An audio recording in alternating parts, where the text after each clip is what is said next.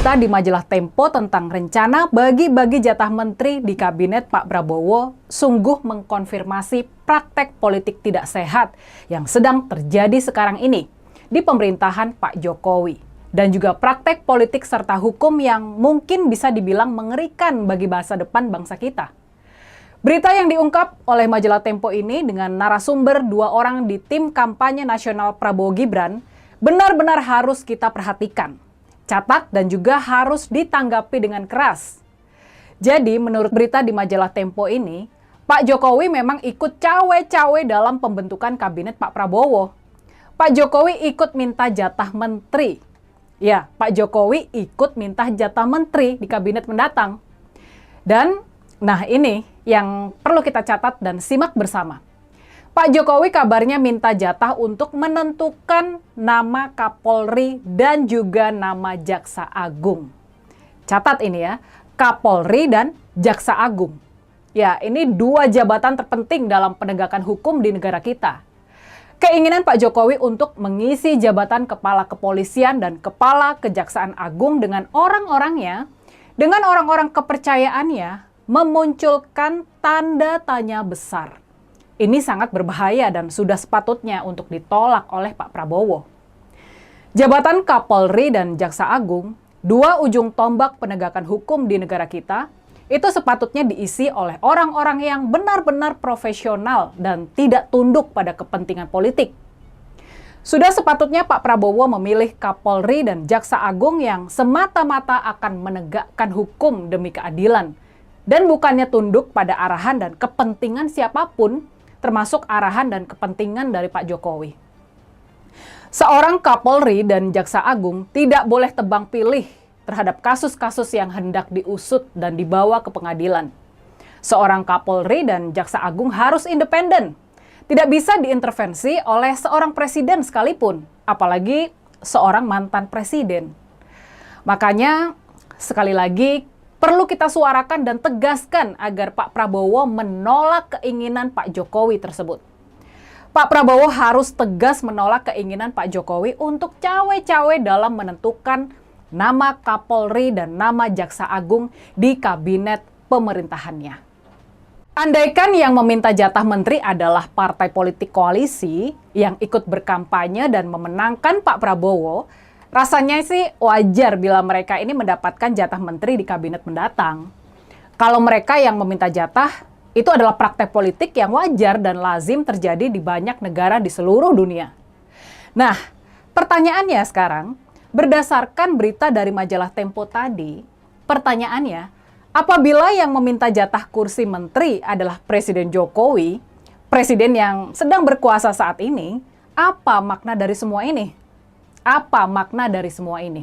Apakah ini mengkonfirmasi kalau Presiden Jokowi memang ikut cawe-cawe, ikut berjasa dalam pemenangan pasangan Prabowo Gibran di Pilpres lalu?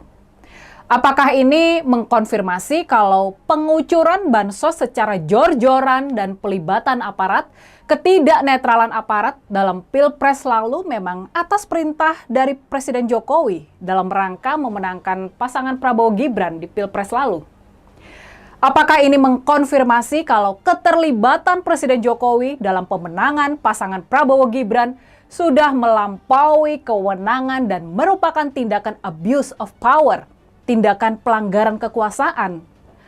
Apa yang sudah diberitakan oleh majalah Tempo soal cawe-cawe Pak Jokowi untuk mendapatkan jatah penentuan nama Kapolri dan nama Jaksa Agung harus kita kritisi dari 2 sisi yang sudah dibahas tadi. Pertama, jabatan Kapolri dan Jaksa Agung harus independen, profesional, dan terbebas dari pengaruh serta kepentingan politik. Kemudian yang kedua, cawe-cawe Presiden Jokowi dalam penentuan kabinet Pak Prabowo mengkonfirmasi cawe-cawe yang melampaui batas dan melanggar aturan dalam pemenangan pasangan Prabowo Gibran. Dan makanya pula, sekali lagi, kita semua, kita sebagai masyarakat sipil yang peduli dan berdaya, kita perlu menyerukan kepada Pak Prabowo buat menolak cawe-cawe dari Presiden Jokowi ini. kita harus menyerukan kepada Pak Prabowo agar posisi Kapolri dan Jaksa Agung benar-benar diduduki oleh orang-orang yang profesional dan independen, yang tidak tunduk pada arahan dan kepentingan tokoh dan kelompok tertentu. Apa yang kita suarakan ini adalah bagian dari penegakan nomokrasi, penegakan kedaulatan hukum, sebuah istilah yang sering didengungkan dan diingatkan oleh Prof. Mahfud MD. Kita harus menyuarakan dan memperjuangkan agar penegakan hukum, baik oleh kepolisian, kejaksaan, maupun peradilan, semua itu terbebas dari pengaruh kekuasaan. Penegakan hukum haruslah terbebas dari pengaruh kekuasaan dan benar-benar semata-mata hanya demi keadilan dan kepentingan masyarakat. Kalau penegakan hukum sudah tunduk pada kekuasaan, tunduk pada arahan dan kepentingan tokoh dan kelompok tertentu, maka celakalah bangsa kita. Celakalah bangsa yang hukumnya bisa dipermainkan dan tunduk pada kekuasaan. Penegakan hukum yang bisa dipermainkan dan tunduk pada kekuasaan itu, dia nggak bakalan adil dan dia bakal tebang pilih. Dia nggak bakalan bisa melindungi rakyat. Dia nggak bakalan bisa melindungi kepentingan bisnis dan investasi.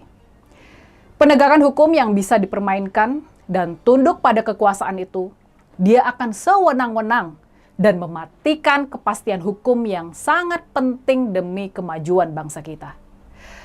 Makanya, sekali lagi, kalau kita komit pada penegakan hukum yang adil dan kepastian hukum, maka kita perlu menyerukan kepada Pak Prabowo agar posisi Kapolri dan Jaksa Agung benar-benar diduduki oleh orang-orang profesional yang independen, yang tidak tunduk pada arahan dan kepentingan tokoh dan kelompok tertentu, termasuk arahan dan kepentingan Pak Jokowi.